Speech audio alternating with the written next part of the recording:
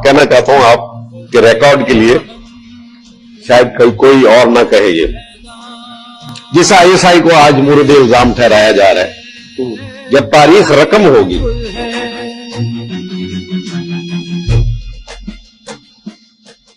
तो कहेंगे कि आईएसआई ने अमेरिका की मदद से सोवियत यूनियन को अफगानिस्तान में शिकस्त दे दी। फिर एक और जुमला होगा, आईएसआई ने अमेरिका की मदद से अमेरिका को शिकस्त दे दी।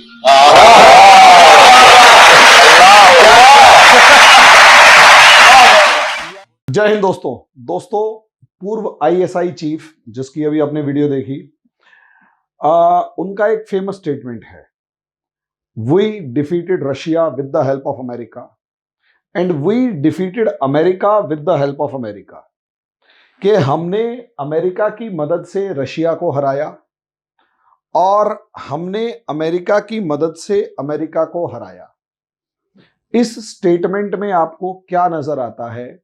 हामिद गुल साहब, जो एक पॉसिबिलिटी थी कि पाकिस्तान की आर्मी के चीफ बन सकते थे, आईएसआई चीफ थे, और सेकंड अफगान वॉर में और इवन फर्स्ट अफगान वॉर में भी अमेरिका के साथ काफी क्लोज रिलेशंस में थे, और सेकंड अफगान वॉर में भी काफी क्लोजली अमेरिका के साथ उन्होंने डील किया। ऐसा बंदा जो पाकिस्तान का आर्मी चीफ बन सकता है, वो अगर ये कह रहा है और ऐसी एक कंट्रोवर्शियल स्टेटमेंट दे रहा है, तो इसमें एक किसी को ठग लेने की बू आ रही है, कि जैसे एक इंसान ने बहुत ही शातिराना तरीके से किसी दूसरे को ठग लिया और ठगने के बाद वो उस पर हंस रहा है कि देखा हमने इसे बेवकूफ बनाया, और उस ठगी के बाद प्राउड फील कर रहा है कि we are so much intelligent कि हमने किसी को इतना बेवकूफ बना दिया और वो इतना बड़ा देश हमसे बेवकूफ बना के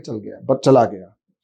तो ऐसे में विक्ट्री वाली फीलिंग भी आ रही है कि करप्ट प्रैक्टिसेस के थ्रू ही सही, किसी दूसरे की मदद के थ्रू ही सही, यहां पर जीत का एहसास है पाकिस्तान के इस आर्मी चीफ को या आईएसआई एक्स आईएसआई चीफ को।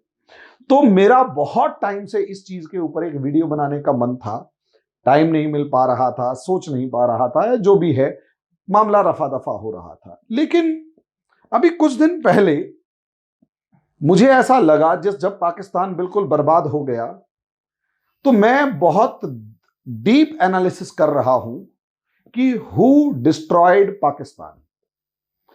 आज जो पाकिस्तान की हालत है वो 4 दिन में तो हुई नहीं है, और ऐसे एक्सट्रीम क्राइसिस से, ऐसा ही एक्सट्रीम क्राइसिस भारत में भी आ चुका था, इकोनॉमिक क्राइसिस, और पाकिस्तान से कहीं ज्यादा पॉलिटिकल क्राइसिस था। इंडिया उस एक्सट्रीम क्राइसिस से निकल पाया और पाकिस्तान उस एक्सट्रीम क्राइसिस के अंदर ऐसा डूब गया कि यार अब पाकिस्तान के बारे में प्रिडिक्शन की जा रही है कि another partition is waiting for Pakistan. तो सवाल यही है ना कि असलियत में पाकिस्तान की यह हालत जो आज है ये किसने की, और पाकिस्तान का जो पाला हुआ एक बंदा है या एक ऑर्गेनाइजेशन तालिबान है, वो ही आज के दिन पाकिस्तान के ही दुश्मन को सपोर्ट कर रहा है। और मैं इस पर तो खैर वीडियो भी बना चुका हूं कि जैसा बिहेव पाकिस्तान ने 1947 से आज तक इंडिया के खिलाफ किया, वैसा ही बिहेव आज के दिन तालिबान पाकिस्तान के लिए कर रहा है। और पाकिस्तान अब उसी सरदर्द या उसी दर्द से जूझ रहा है जो पाकिस्तान पिछले 70-75 सालों से इंडिया को देता आया था। वो एक अलग मैटर है कि उस 70 साल के दर्द को झेल कर इंडिया आज के दिन सुपर पावर बनने की रेस में सबसे आगे है और दावा ठोक रहा है कि आने वाली सुपर पावर इंडिया है। और दूसरी तरफ ऐसी मुसीबत के समय पाकिस्तान बर्बादी की कगार पर खड़ा होता हुआ नजर आ रहा है, और 10 साल बाद के प्रेडिक्शन में रोग स्टेट और कोलैप्स स्टेट की फॉर्म में डिस्कस हो रहा है कि भाई कहीं आने वाले समय में पाकिस्तान बर्बाद हो जाएगा, टूट जाएगा या नहीं टूट जाएगा। और सेपरेटिस्ट फोर्सेस पाकिस्तान के अंदर इतने जबरदस्त लेवल पर, या यूं कहें इतने हाईएस्ट लेवल पर आगे बढ़ चुकी हैं कि क्या कहना। तो सवाल यही है कि असलियत में मामला क्या है, कि पाकिस्तान और अमेरिका का मामला क्या था, या क्या सच में पाकिस्तान ने अमेरिका को ठगा, या अमेरिका ने पाकिस्तान को बेवकूफ बनाया, पाकिस्तान के नेताओं को बेवकूफ बनाया और पाकिस्तान को उस लेवल पर ले जाकर खड़ा कर दिया जहां पाकिस्तान कटोरा लेकर घूमता हुआ नजर आ रहा है। शर्म आ रही होगी उस प्रधानमंत्री को कहते हुए कि बड़ी शर्म आती है लोगों से उधार मांगते हुए। और दूसरी तरफ हमारे प्रधानमंत्री जी हैं, अपने पड़ोसियों की खुल के मदद करते हैं। भाई साहब, प्राउड फील होता है जब हमारे प्रधानमंत्री हमारी खबर पढ़ते हैं कि चाइना श्रीलंका को क्राइसिस आया, हमारे पड़ोसी को क्राइसिस आया और 1 लाख टन फर्टिलाइजर भेज दिया और उसके बाद चावल भेज दिया और जो भी दालें वाले जो भी हैं वो भेज दी, पेट्रोल भेज दिया और उसके बाद $4 बिलियन का एक बार में सपोर्ट प्रोवाइड कर दिया कि ले भाई तू सरवाइव कर, कोई समस्या नहीं है। और आज के दिन खबर आ रही है कि चाइना को श्रीलंका में पटखनी दे दी। भाई एक तरफ एक देश, सोच कर देखिए, एक तरफ एक देश सुपर पावर बनने की रेस में सबसे आगे है और लड़ रहा है चाइना से कि चाइना तेरी ऐसी तैसी सुपर पावर मैं हूं, तू तोड़ना है। और दूसरी तरफ उसी के साथ उससे नाराज हुआ एक दोस्त देश जो भाई था हमारा, वो भीख मांग रहा है। एनालिसिस तो बनता है, लेकिन अलग अलग डायमेंशंस में एनालिसिस बनता है ना। तो एक एनालिसिस ये भी बनता है कि पाकिस्तान को अमेरिका ने कैसे बर्बाद किया और किन फेजेस में बर्बाद किया, उनके ऊपर डिस्कशन करेंगे। तो 1947 में मेरा ऐसा मानना है, और मेरे जैसे ऐसे बहुत सारे आजकल इस दुनिया में मौजूद हैं, कि पाकिस्तान जैसा एक इम्प्रैक्टिकल देश बनाना, इस्लाम के नाम पर पाकिस्तान जैसा इम्प्रैक्टिकल देश बनाना, मतलब धर्म के नाम पर तो कभी भी नहीं। क्योंकि देखो सीधी सी बात है, अगर पाकिस्तान इतना ही ठीक होता तो भैया इंडिया के अंदर भी उतनी ही पॉपुलेशन के या उतने ही नंबर के मुस्लिम्स क्यों छूट जाते? क्योंकि हमारे हर गली में हिंदू मुसलमान हैं, हमारे हर मोहल्ले में, हर एरिया में एक खेत हिंदू का है, दूसरा मुसलमान का है। दुनिया का सबसे बड़ा जाहिल था जो ये कह रहा था कि हिंदुस्तान पाकिस्तान हिंदू मुसलमान के बिहाफ पर अलग होगा ना। हिंदुस्तान पाकिस्तान कभी भी हिंदू मुसलमान के बिहाफ पर अलग हो ही नहीं सकता था, क्योंकि इंडिया में डाइवर्सिटी इतनी है कि आज के दिन भाई मैं बेसिकली हरियाणा से बिलोंग करता हूं, राजस्थान में खड़ा होकर वीडियो बना रहा हूं और उसके बाद कल परसों श्रीनगर खड़ा हुआ नजर आऊंगा। यस, 26 तारीख को 27 को श्रीनगर जा रहे हैं, 10 दिन श्रीनगर पढ़ा के आना है और उसके बाद जयपुर आऊंगा और उसके बाद हो सकता है गुवाहाटी के अंदर आपको नजर आऊं। भाई ऑल ओवर इंडिया घूमना है, वैसे भी मुझे थोड़ा थोड़ा शौक है। और उससे ज्यादा मजे की बात, मैंने कभी हरियाणा में नहीं पढ़ाया, हरियाणा में कभी बुलाया भी नहीं और पढ़ाया भी नहीं, और वैसे यूपीएससी चलता भी नहीं है वहां पर। खैर मैं गलत जगह चला गया। लेकिन सोच कर देखियो यार, हम इतना डाइवर्सिटी वाले कंट्री में रहते हैं, वहां तुम रिलीजन के बिहाफ पर एक कंट्री बना रहे हो, क्या वो प्रैक्टिकल था? तो दोस्तों खुद सोचकर देखो, नेचुरल बॉर्डर्स तो पाकिस्तान के अंदर कभी फॉलो हुए ही नहीं। पंजाब के अटारी बॉर्डर पे एक बार जाके तो देखो यार, पता लगेगा अगर वो तार ना हो तो वो जमीन हमारे जैसी है, कोई डिफरेंस ही नहीं है। पाकिस्तान के म्यूजिशियंस यहां पर आके झंडे काट रहे होते हैं और इंडिया के फिल्में जो है वहां तूफान मचा रही होती हैं। म्यूजिशियन, सच बता रहा हूं, अगर मेरे से पूछा जाए तो अभिजीत को अगर छोड़ दिया जाए और अरिजीत सिंह को छोड़ दिया जाए तो बाकी मुझे बहुत ज्यादा से मुझे मतलब इंडिया में म्यूजिशियन जबरदस्त है। अभी वो एक लड़की गाना गा रही है, वो सैया घोड़े पे सवार है टाइप में, वो 80s का 70s का गाना है, शायद ब्लैक एंड व्हाइट फिल्मों का, मुझे नहीं पता, मेरे पिताजी सुनते थे।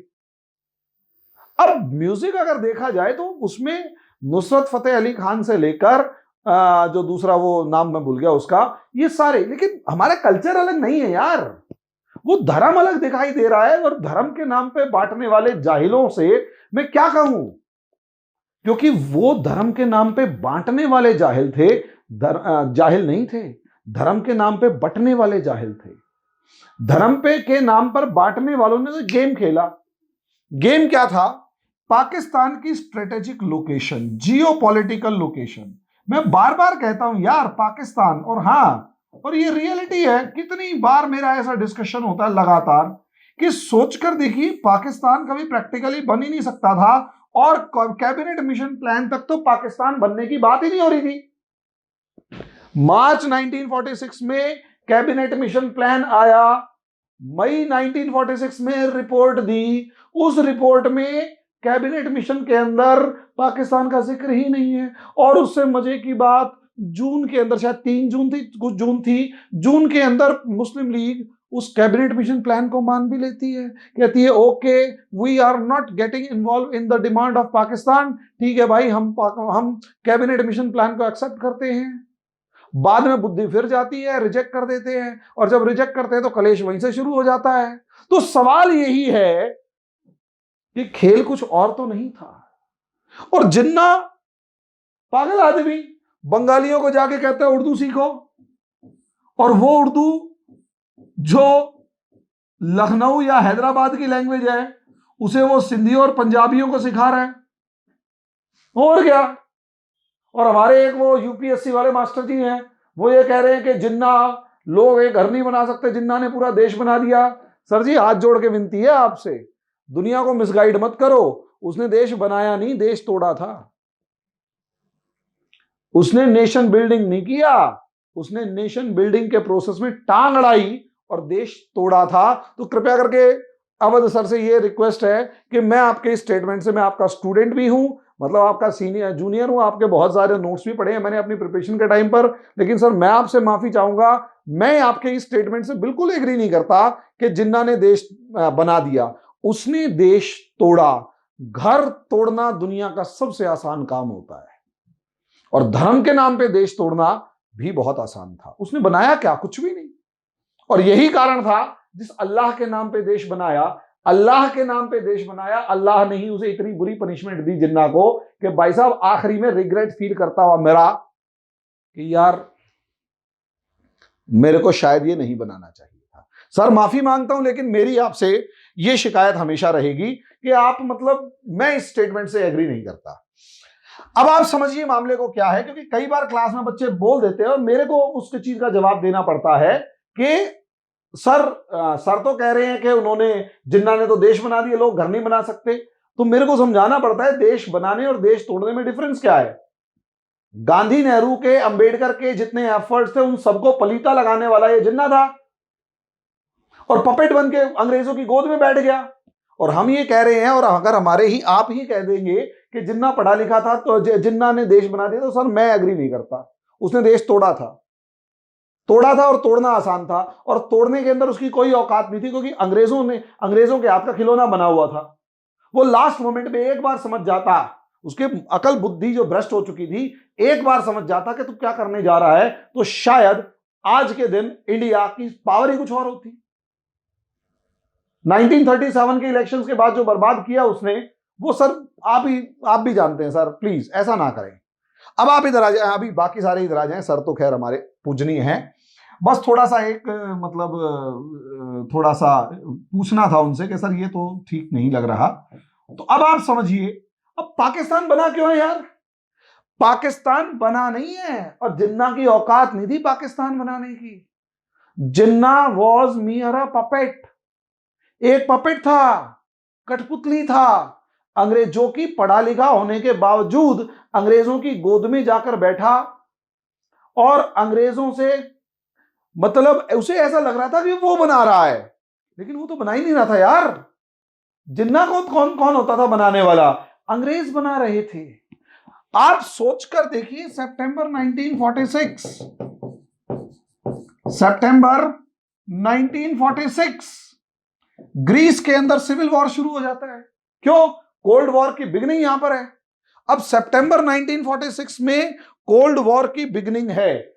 असलियत में 16 अगस्त 1946 को जब इंडिया में डायरेक्ट मुस्लिम लीग ने डायरेक्ट एक्शन डे बनाया और लड़के लेंगे पाकिस्तान नाम का नारा दिया और ग्रेट कैलकाटा किलिंग करवाई, 6 से 8 हजार हिंदू कुछ घंटों के अंदर कलकत्ता की सड़कों पर मार डाले गए, उसने वो, और उसके बाद हिंदू मुस्लिम रायट शुरू हो गए।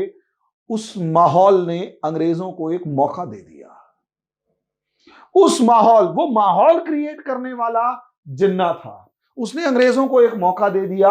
अंग्रेज क्योंकि अब कैलकुलेट कर रहे थे कि यहां कहां कहां पर किस किस जगह पर यूएसएसआर से लड़ा जा सकता है, रोका जा सकता है। तो सोचिए, यहां रशिया अफगानिस्तान से ऊपर आ चुका था, और अगर अफगानिस्तान को थोड़ा सा कंट्रोल कर, थोड़ा सा क्रॉस कर लिया जाता, और इतना बड़ा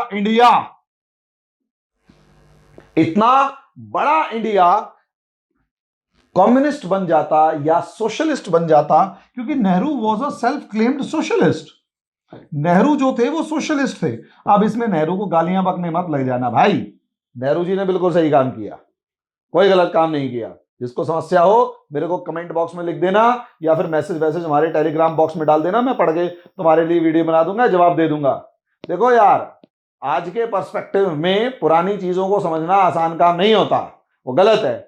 उस टाइम के किसी भी डिसीजन को समझना है तो उस टाइम की सर्कमस्टेंसेस को समझना जरूरी होगा। जब तक आप उस टाइम की सर्कमस्टेंसेस को नहीं समझेंगे, तब तक आप किसी भी तरीके से सही डिसीजन पर नहीं पहुंच सकते, और कम से कम उस इंसान ने सही किया या गलत किया आप नहीं बता सकते। तो इसलिए थोड़ा सा भाई साहब, गालियां बकने से पहले मैं बार बार कहता हूं कि हिंदुस्तान में नेहरू और गांधी को गालियां जो पड़ती हैं वो उनकी वजह से कम, और राहुल गांधी जी ने अपने नाम के आगे जो गांधी नाम रख रखा है उसकी वजह से ज्यादा पड़ती हैं।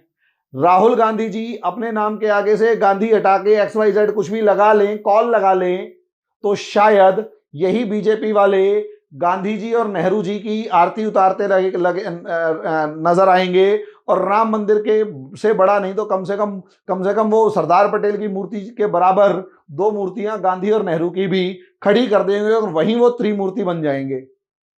तो समझिए मेरी बात को कि असलियत में ये जो पर्सनैलिटीज के नाम की लड़ाई है, ये वास्तव में राहुल गांधी के नाम के आगे गांधी लगने और राहुल गांधी के द्वारा या कांग्रेस के द्वारा गांधी नाम को क्लेम करने की वजह से है कि मैं गांधी जी का वंशज हूं।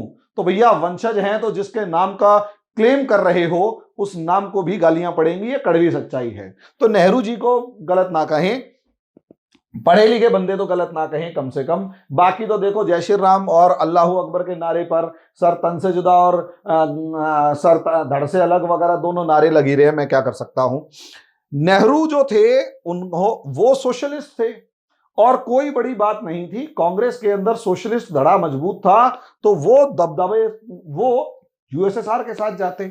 और अमेरिका को साउथ एशिया में एक जगह ऐसी चाहिए थी जहां पर कैपिटलिस्ट कंट्रीज जो थे वो अपने बेस बना लेते, और यही कारण था कि उन्होंने एक ऐसा 4 प्रोविंस उस टाइम के, पंजाब, सिंध और NWFP, ये 3 पार्ट चाहिए थे। क्योंकि अफगानिस्तान, यहां ईरान में तो उन्होंने अपना एक क्या नाम है, शाह बिठा दिया, और यूएसएसआर अगर अफगानिस्तान क्रॉस कर लेता तो इंडिया के साथ आकर मिल जाता, और इंडिया के आने से रशिया से लेकर पूरा साउथ एशिया यूएसएसआर के चरणों में पड़ा हुआ होता, या यूं कहीं यूएसएसआर के डोमिनेंस में होता। इसीलिए यहां पर यह खेल किया गया और पाकिस्तान बनाया गया। पाकिस्तान के पीछे का लॉजिक यही है, और कोई लॉजिक नहीं है पाकिस्तान के पीछे का। कोल्ड वॉर सर्कमस्टेंसेस के अंदर, कोल्ड वॉर पीरियड में यही है, कोल्ड वॉर पीरियड की कलेश है ये, और कुछ नहीं है। पाकिस्तानी कोल्ड वॉर की वजह से बने। और सोचकर देखिए ना, जिन्ना, यही रीजन है। सबसे पहले जिन्ना को हटाया गया, जिसने नाम लिखा वो चौधरी रहमत अली, उसको उठा के लंदन फेंक दिया, उठा के सामान बांधा और लंदन की फ्लाइट पे बिठा दिया। लंदन की सड़कों में भीख मांगता हुआ मिला, भीख मांगता हुआ। सोचकर देखो, लियाकत अली खान, रहमत अली को भीख मांगता हुआ छोड़ दिया, लियाकत अली खान की शायद चाकू मार के हत्या कर दी गई थी। और उसके बाद जो सुहरावर्दी यहां थे, जो प्रधानमंत्री थे बंगाल के, सबसे मुस्लिम लीग के सबसे पहले, उनको मेन लैंड में जाने से ही मना कर दिया कि तू यहां नहीं आएगा। सोचकर देखिए क्या ड्रामा चल रहा था भाई। असलियत में पाकिस्तान बनने और पाकिस्तान के बर्थ का जो मंत्र पढ़े गए थे ना, उन सब में डिफेक्ट था। वो मंत्र अमेरिका की वेल विश के लिए पढ़े गए थे, यूरोप की वेल विश के लिए पकड़े गए थे। उसका पाकिस्तान के वेल विश या पाकिस्तानियों के वेल विश या इस्लाम के वेल विश से कोई मतलब नहीं था। और अगर ये अंग्रेज इतने ही इस्लाम को सपोर्ट करने वाले होते ना भाई, तो यहां पर फिलिस्तीनियों को भगा के इजराइल ना बनाते। ये इजराइल बना ही जियो पॉलिटिकल सिनारियो को देख के है। लोगों को लगता है कि ये रिलीजियस इशू है, लेकिन भैया कोई रिलीजियस इशू नहीं है, केवल और केवल एक जियो पॉलिटिक्स है। यहां अपना दबदबा बनाए रखने की पूरी ताकत लग रही है। यहां धर्म का दूर दूर तक कोई लेना देना नहीं है। इस्लाम धर्म, सभी धर्म श्रेष्ठ हैं, इस्लाम भी उन्हीं में से श्रेष्ठता में है, सब बराबर है। लेकिन असलियत में बेवकूफ बनाया गया इस्लाम के नाम पे मुसलमानों को, और आज भी मुसलमान बेवकूफ बन रहे हैं अमेरिका के हाथों। हाँ, यही हाल कश्मीर का बना दिया। अब सोचकर देखिए, कश्मीर मामले में भी इंडिया जैसे ही उस गिलगित बाल्टिस्तान वाले मामले पर कब्जा करने जा रहा है, नेहरू जी यहां थोड़ा सा उनकी जो कमजोरी रही वो थी, और वो ये वाली थी कि यूनाइटेड नेशंस चले गए और गलत आर्टिकल में रजिस्टर करवा दिया। इस चीज के ऊपर डिबेट हमेशा बनी रहेगी और हम इस चीज पर डिस्कस करेंगे अभी बाद में। लेकिन कश्मीर का वो हिस्सा जो जियोपॉलिटिकली बड़ा इंपॉर्टेंट था, वो बनाए रखा, और इंडिया और पाकिस्तान के बीच का जो इशू था वो क्रिएट किए रखा, ताकि दोनों लड़ते रहे। और पाकिस्तान के अंदर जो भी, पहली बात तो पाकिस्तान के अंदर कोई ढंग की लीडरशिप थी नहीं, सारे के सारे मिलिट्री डिक्टेटर्स ही आए, और जो भी डिक्टेटर्स आए उन सब ने सबसे ज्यादा एक काम किया। सोचकर देखो, वहां डेमोक्रेसी आई नहीं कभी। कोई ऐसी संसद जिसने 5 साल पूरे किए हों वो 2008 से 2013 की थी। इससे बुरा हाल क्या होगा 50 साल बाद, 60 साल बाद। 2008 में बनी पहली जो पार्लियामेंट थी, वो पहली पार्लियामेंट 5 साल पूरे कर पाई है। उससे पहले कोई पार्लियामेंट 5 साल ही पूरे नहीं कर पाए, और 75 साल से ज्यादा हो चुके हैं। इन देश के पूरे पाकिस्तान के अंदर एक बंटवारा हो चुका है। और उससे ज्यादा खास बात क्या कि भाई इसमें कोई भी प्रधानमंत्री 5 साल पूरे नहीं कर पाया। इससे ज्यादा बर्बाद होगा कोई मामला कि कोई प्रधानमंत्री 5 साल पूरे नहीं कर पाया, या शायद इमरान खान ही ऐसे हैं जिन्होंने पूरा एक लंबा टेन्योर देखा है। 4 साल तो ये भी पूरे नहीं कर पाए। तो अंदाजा लगाकर देखो यार, कैसा कंट्री ये कह रहा है कि उसने बेवकूफ बनाया अमेरिका को। अरे भाई साहब, अभी च्युइंग पता लगेगा, च्युइंगम की तरह खा के फेंक दिया। शुरू में अमेरिका ने पाकिस्तान को सिर्फ एक बेस की तरह देखा, बेस की तरह। यानी अमेरिका के लिए पाकिस्तान बेस कैसे कि बेस इस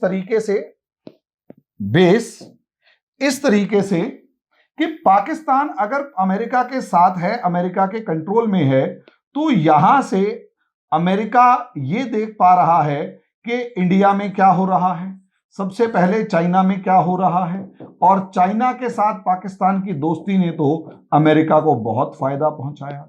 वो ये देख पा रहा है और दबाव बना पा रहा है, इंडिया में क्या है, अफगानिस्तान में क्या है, ईरान में क्या है, और इस पर्शियन गल्फ से होने वाले ट्रेड को कंट्रोल करने या कम से कम उस पर नजर बनाए रखने का सबसे जबरदस्त ऑब्जेक्टिव पाकिस्तान का रहा है। बेस यहां तक कि कई बार पाकिस्तान से हवाई जहाज उड़ान भरते और पूरे रशिया के ऊपर से जो है क्या नाम है उसकी स्कैनिंग करते हुए, रैंडमली एक प्रोसेस था, उसको बाद में डिस्कस करेंगे, नॉर्वे तक पहुंचते और पाकिस्तान को एक बेस की तरह इस्तेमाल किया जाता है। पाकिस्तान शुरू में एक बेस से ज्यादा कुछ भी नहीं था। प्रॉब्लम तब आई जब फर्स्ट अफगान वॉर शुरू होता है, और उस फर्स्ट अफगान वॉर के अंदर पाकिस्तान को बेस से अपग्रेड करके एक मिलिट्री पार्टनर की फॉर्म में कन्वर्ट कर दिया जाता है, क्योंकि यूएसएसआर ने 1979 में क्या किया, यूएसएसआर ने अफगानिस्तान में डायरेक्ट कब्जा करके अपनी आर्मी भेजी, अपना रूल इंपोज कर दिया। That was a shock. Iran भी एंटी अमेरिका हो चुका था, क्योंकि ईरान के अंदर 1978 में खामेनेई की गवर्नमेंट आ चुकी थी और शाह को उठा के बाहर फेंक दिया गया था। अब यहां खामेनेई आ चुका है। पाकिस्तान अकेला एक ऐसा देश बचा है जो अमेरिका के पास है। अब यहां दो खेल खेले गए। ईरान कहीं ना कहीं अमेरिका से अलग हुआ तो सऊदी अरेबिया अमेरिका के पाले में गया। सऊदी अरेबिया के पास पेट्रोल का से कमाया गया डॉलर था। सऊदी अरेबिया को कहा गया कि एक पैसा जो है वो बड़े अमाउंट में पैसा इन्वेस्ट करोगे आप, आइडियोलॉजी, मनी और आइडियोलॉजी, पैसा और विचार, आइडियोलॉजी, ये भेजेगा सऊदी अरेबिया। तभी ओसामा बिन लादेन जैसे सऊदी अरेबिया के ज्यादा निकट थे। अमेरिका भेजेगा वेपन और पाकिस्तान देगा स्पेस। बदले में पाकिस्तान को मिलेगा डॉलर। अब डॉलर मिल रहा है, लेकिन साथ में एक चीज और समझिए। पाकिस्तान के लोगों ने एक काम और किया, पाकिस्तान के नेताओं ने। देखो, पाकिस्तान की सबसे बड़ी खास बात, समस्या यह है कि पाकिस्तान की एलीट क्लास कभी पाकिस्तान की सगी नहीं रही। पाकिस्तान का जो एलीट क्लास है, जो उच्च वर्ग है, वो हमेशा सपना देखता है यूरोप में जाके बसने का। हमारा एक भी प्रधानमंत्री ऐसा नहीं है जो यूरोप में बसा हुआ हो। एक बता दो। जवाहरलाल नेहरू जिए यहां, मरे यहां। इंदिरा गांधी यहीं, राजीव गांधी यहीं। जब देश को जरूरत हो गई तो आ गए, हवाई जहाज उड़ा रहे थे तब तक देश की बात है। मोरारजी देसाई ले लो, चौधरी चरण सिंह ले लो, चंद्रशेखर ले लो, और उसके बाद क्या नाम है, वीपी सिंह ले लो, और उसके बाद पीवी नरसिम्हा राव ले लो, अटल बिहारी वाजपेयी ले लो, एच डी देवगौड़ा ले लो, और इंद्र कुमार गुजराल ले लो, और मनमोहन सिंह, सारे इंडिया में हैं। और ये नहीं, मिनिस्टर्स भी सारे इंडिया में हैं। कौन सा ऐसा मिनिस्टर जो देश छोड़ के भाग गया या अपना बुढ़ापा किसी विदेश में काट रहा है? हमारे सारे मिनिस्टर इंडिया में ही हैं। तो अगर वो बेईमानी करते भी हैं तो वो करप्शन मनी इंडिया से इकट्ठी करके इंडिया में इन्वेस्ट कर देते हैं, यानी इंडिया का पैसा इंडिया में ही घूमता रहता है। पाकिस्तान में ऐसा नहीं है। पाकिस्तान में असलियत में ये जो एलीट क्लास है, एक तो उसे सम्मान चाहिए, और ये जो रिस्पेक्ट है, ये जो सम्मान है, ये अमेरिका और यूरोप वालों ने बड़ा गजब दे रखा था। किसको? पाकिस्तानियों को। पाकिस्तान के वो जो थे अयूब खान, अरे भाई साहब, अमेरिका गए और अमेरिका के अंदर जाकर उनको, मतलब वो ओपन जीप के अंदर, ओपन गाड़ी के अंदर उनको बिठा के उनका पूरा का पूरा कारवां जा रहा है और वो लोगों को हाथ हिला रहे हैं, लोग उनका स्वागत कर रहे हैं कि पाकिस्तान का एक आर्मी ऑफिसर आया है। अभी डिक्टेटर का स्वागत अगर आप डेमोक्रेसी में कर रहे हो तो या तो वो डेमोक्रेसी बेवकूफ है, या वो डेमोक्रेसी इतनी ज्यादा इंटेलिजेंट है कि उस डिक्टेटर को यूज कर रही है अपने लिए। अमेरिका इंटेलिजेंट था, अमेरिका ने डिक्टेटर को अपने लिए यूज किया। अयूब खान, उसके बाद याहिया खान, उसके बाद वो जियाउल हक, ये सारे के सारे, मुशर्रफ, इनको बड़ा सम्मान मिलता था। क्यों सम्मान मिलता था? क्योंकि डिक्टेटरशिप जो है, डिक्टेटर्स इन अमेरिका की कठपुतली होते थे। बस उन्हें फील करवा दिया जाता था, you are very much important for America, you are very much important person to this world. जहां जाएंगे सम्मान, और वो सम्मान में फूले नहीं समाते थे। नतीजा क्या? देश को भले ही बेड़ा गर्क हो जाए, बुद्धि काम नहीं करती थी इन लोगों की कि यार आप अपने देश में क्या बीज बो रहे हो। तो आपने अमेरिका को यूज किया, तो मुझे तो नहीं लगता। जिया उल हक, अब आप सोचिए, जिया उल हक ये बंदा क्या कर रहा है? 1000 कट थ्योरी इंडिया के लिए बनाई, ठीक है, अबे तू अपना घर क्यों जला रहा है भाई? दूसरे को कट मार, अपने घर में सांप पैदा मत कर। और एक बात याद रखना, रिलीजन एक पर्सनल इशू है, religion can't be a policy. Religion purely एक पर्सनल इशू है। जब जब आप इसे सोशल और इसे नेशनल पॉलिसी बना दोगे, तब तब वो डिसास्ट्रस होगा। और नेशनल पॉलिसी के साथ अगर आप उसे वेपन की तरह इस्तेमाल करोगे, चाहे अपने देश में चाहे विदेश में, भाई साहब बर्बाद करके छोड़ेगा। अफीम इसीलिए कहा गया है धर्म आदमी के उत्थान के लिए है। जब तक इंसान को धर्म मतलब इंप्रूव करता रहेगा या धर्म इंसान को आगे बढ़ाता रहेगा, हमेशा सिचुएशंस बढ़िया रहेंगी। जब जब धर्म इंसान को आगे बढ़ाता रहेगा, रियलिटी है, जब जब धर्म इंसान को आगे बढ़ा, मतलब इंसान का पर्सनल मैटर होगा, तब तब इंसान की तरक्की होगी। लेकिन जब जब धर्म समाज का इशू है, तब भी मामला बढ़िया रहेगा। लेकिन जब धर्म स्टेट पॉलिसी बन जाएगा और जब धर्म वेपन बन जाएगा, हथियार, और स्टेट ही धर्म के नाम पर हथियार उठाने को कहेगा कि इट इज जिहाद, तो आप समझ लीजिए वो देश अपनी सोसाइटी को बर्बाद कर रहा है। जियाउल हक ने क्या किया? अमेरिका के प्लान के अकॉर्डिंग, या कहो या अमेरिका को अमेरिका के दबाव में इस्लामाइजेशन ऑफ पाकिस्तान कर दिया। इस्लामाइजेशन ऑफ पाकिस्तान, पाकिस्तान का इस्लामीकरण किया और मदरसे कंपलसरी कर दिए गए और बहुत सारी कम्युनिटीज को डिक्लेयर कर दिया गया कि ये एंटी इस्लामिक है। रूल्स रेगुलेशंस ऐसे बनाए जो थोड़े बहुत पहले सेक्युलर थे भी, वो रही सही सेक्युलरिज्म उनकी खत्म हो गई। अब तो पूरा सिस्टम बर्बाद होता हुआ नजर आया, पूरा सिस्टम, सब कुछ बर्बाद नजर आया। अब आप अंदाजा लगाकर देख सकते हैं क्या माहौल रहा होगा, क्या सिस्टम रहा होगा, क्या माहौल रहा होगा। इस्लामाइजेशन ऑफ पाकिस्तान कर दिया गया, समझे? अब ये कहें कि अमेरिका को बेवकूफ बनाया, या ये कहें कि भैया आप बेवकूफ बन गए।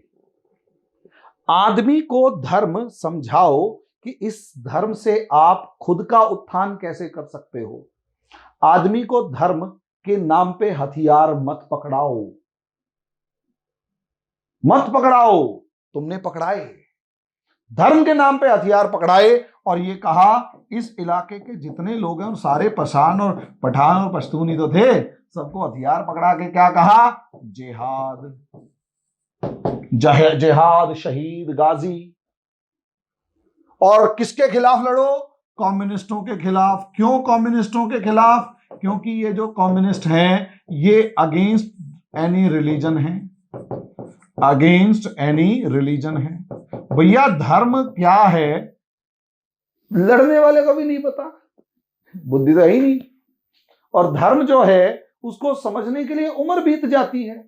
बस इतनी सी बात समझ लीजिए, धर्म आपका पर्सनल मैटर है, पर्सनल मैटर है। आपकी बुद्धि दूसरे के बराबर नहीं हो सकती, तो आपका धर्म भी दूसरे के जितना सही और गलत नहीं हो सकता। आप अपनी कैपेसिटी के अकॉर्डिंग धर्म को जिए, दूसरा दूसरे की कैपेसिटी के अकॉर्डिंग धर्म को जिएगा। सिद्धांत एक ही है सबके कि बुरा मत करो, बुरा मत देखो, बुरा मत करो, बुरा मत सुनो, किसी का बुरा मत चाहो, और लेट द गॉड डिसाइड, भगवान को डिसाइड करने दो कि मामला क्या है। अब हुआ क्या? अब भाई साहब आपने अफगान वॉर के अंदर अफगानिस्तान के नाम पर यूएसएसआर को तो हरा दिया, लेकिन आपको मिस्टर हामिद गुल या बाकी जितने भी पाकिस्तान के सरमाएदार हैं इनको इतना सा समझ में नहीं आया कि तुमने क्या किया?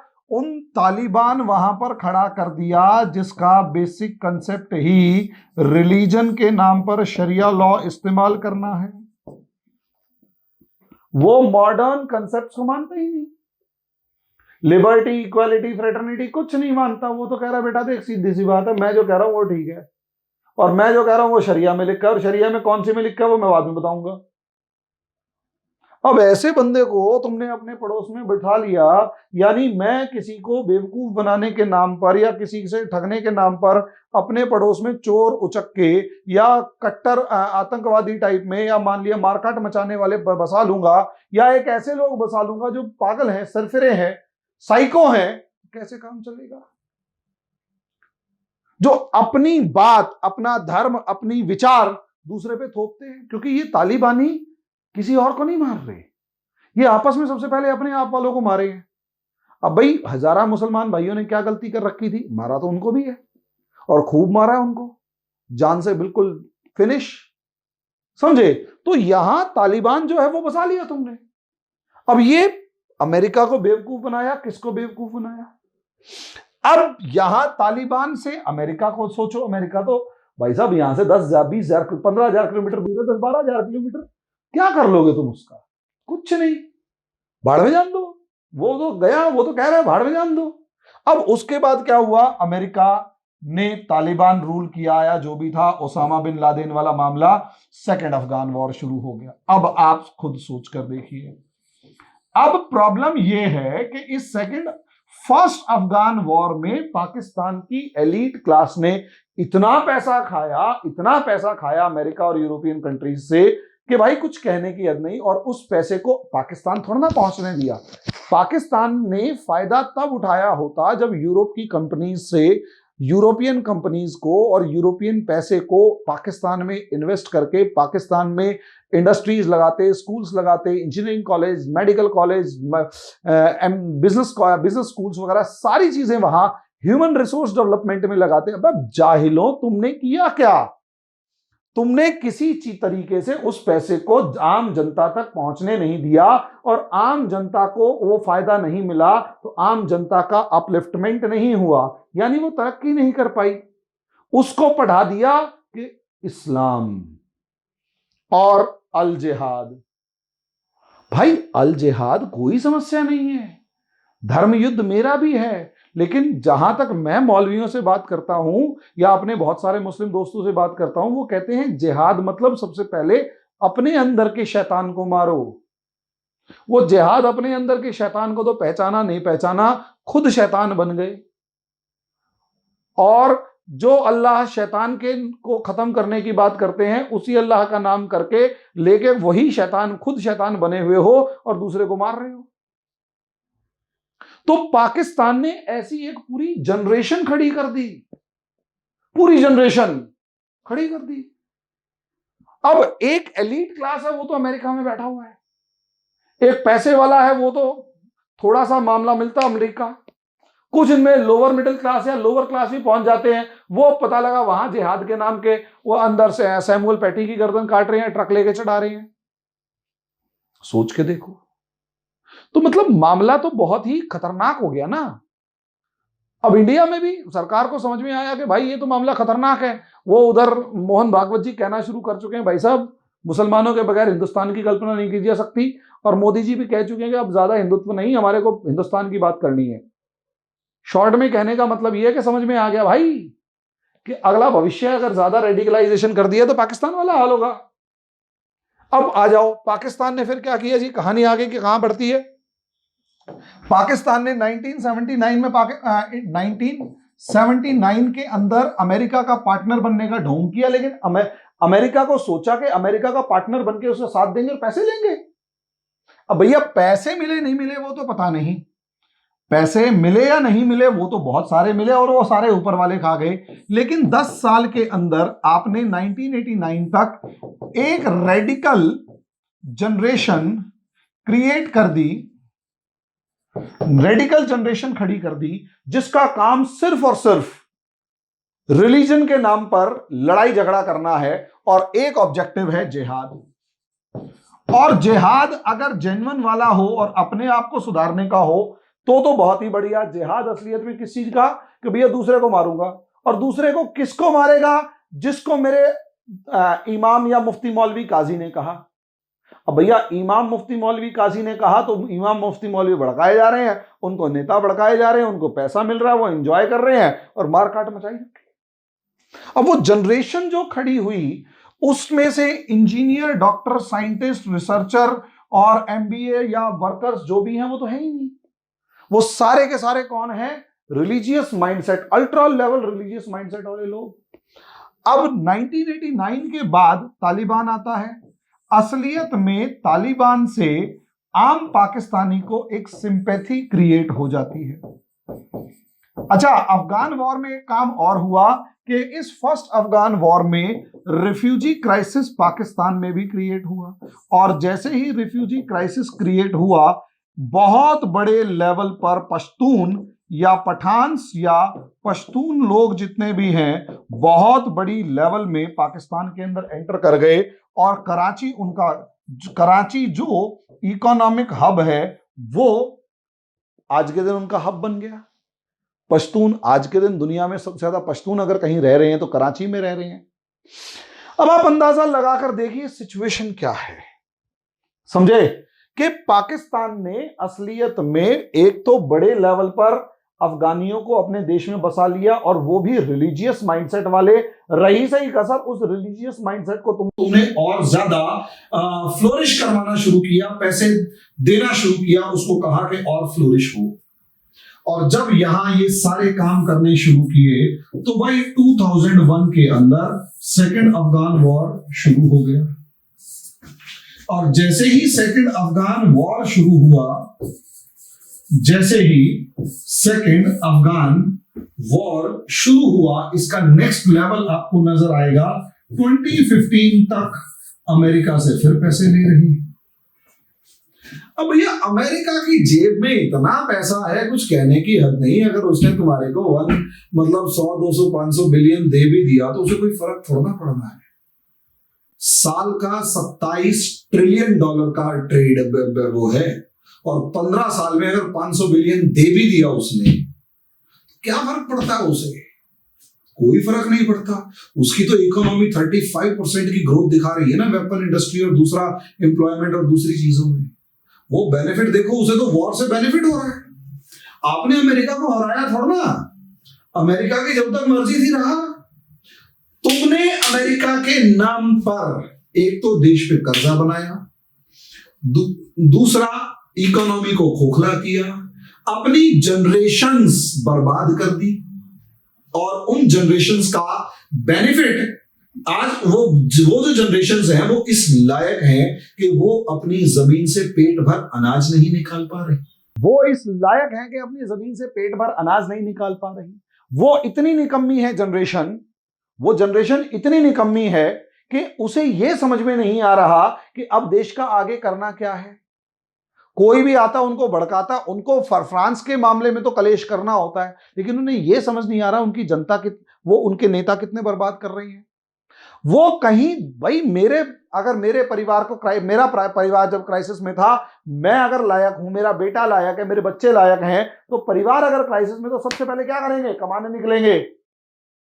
भाई इंडिया क्राइसिस में था, इंडिया के बच्चे दुनिया में जहां जहां भी थे ना, इंडिया के अंदर टूट पड़े थे इंडिया को बचाने के लिए। यार नेशन हमारा प्राइड होता है। हां, नेशन नहीं है ना तो हमारी एग्जिस्टेंस नहीं है, ये याद रखना। देश नहीं है तो देश की एग्जिस्टेंस भी नहीं है, ये याद रखना हमेशा। आपकी कोई एग्जिस्टेंस नहीं है अगर हमारा देश नहीं है तो। मेरा देश, मेरा झंडा, मेरी पहचान है।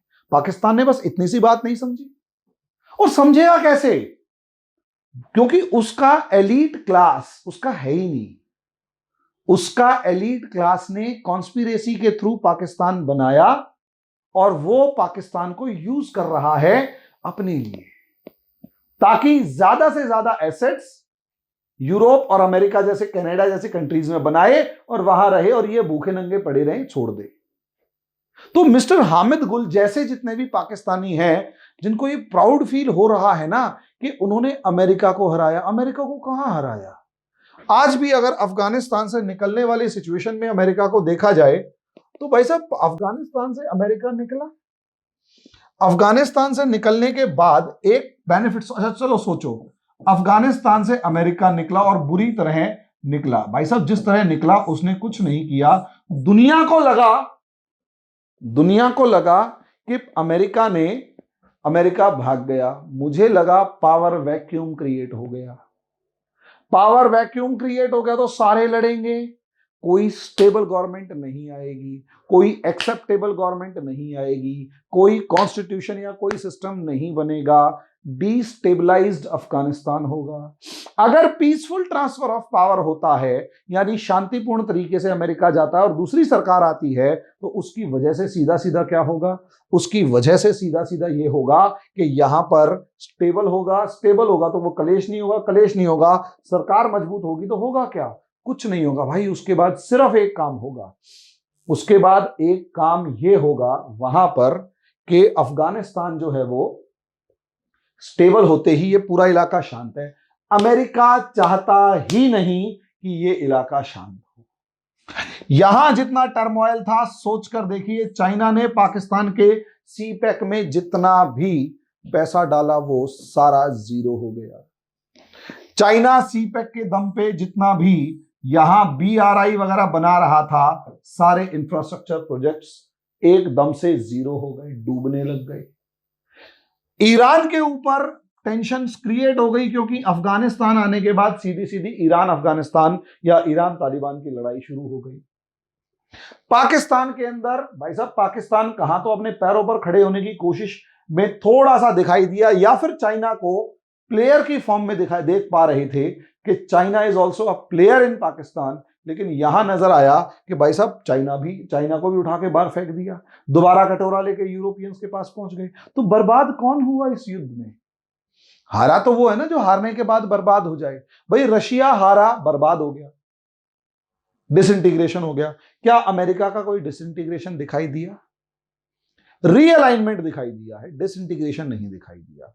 तो जिस जाहिल को ये लगता है कि अमेरिका को अमेरिका की मदद से हराया, तो भाई साहब मुझे माफ करो, मैं तुम्हारे को क्या बताऊं, तुम्हारे अंदर बुद्धि ही नहीं है। और इतना बड़े रैंक का ऑफिसर या पर्सनैलिटी, अगर वो ये ऐसी जोशीली टाइप की बातें करे तो समझ लीजिए मामला बर्बाद है। पाकिस्तान ने अमेरिका को बर्बाद नहीं किया। ये जो स्टेप्स बताई, उससे अमेरिका ने पाकिस्तान को इस्तेमाल किया, उसकी जनरेशन को इस्तेमाल किया, उसके एलीट क्लास को लालच दिया, उसके एलीट क्लास ने अपने पाकिस्तान को अमेरिका और यूरोपियंस के हाथों बेचा, और अब वो तो सेटल्ड है अमेरिका की गोद में बैठकर, और ये पाकिस्तान कटोरा लेके भीख मांगने पर मजबूर है। मर कौन रहा है? आम आदमी। कीड़े मकोड़ों वाली जिंदगी जी रहा है आज के दिन। एक बोरी आटे के लिए या आटे की बोरियों के लिए अगर आदमी की जान जाए तो भाई साहब शर्म आनी चाहिए ऐसे देश को। क्या बनाया देश? क्या जिन्ना ने बनाया और क्या इस एलीट क्लास ने बनाया? क्या बनाया ये देश? भाई इनको देख रहे हैं ना, तो मेरे को तो मेरे वाले जो जिन्ना मेरे वाले जो नेहरू, गांधी और सबसे ज्यादा अंबेडकर, भाई साहब आज मिल जाए तो पैर धो के पीऊंगा इनके, सही में सर झुका के कि आपने जो देश बनाया, थैंक यू वेरी मच। मतलब पाकिस्तान को देख के तो भाई शुक्रिया अदा करने का मन करता है। बाकी तुम्हारी इच्छा। देखो आज की बीजेपी गवर्नमेंट के साथ हैं, लेकिन उस टाइम के कांग्रेसी बेकार नहीं थे। आजकल मैं कांग्रेस को थोड़ा सा ज्यादा पसंद नहीं करता, ये मेरा अपना ओपिनियन है। बाकी तो देखो यार, जो जैसा होगा उसके ऊपर हम डिस्कस करते रहेंगे। अभी के लिए इतना ही। कमेंट बॉक्स में जरूर बताना कि मेरा ये वीडियो कैसा लगा। धन्यवाद।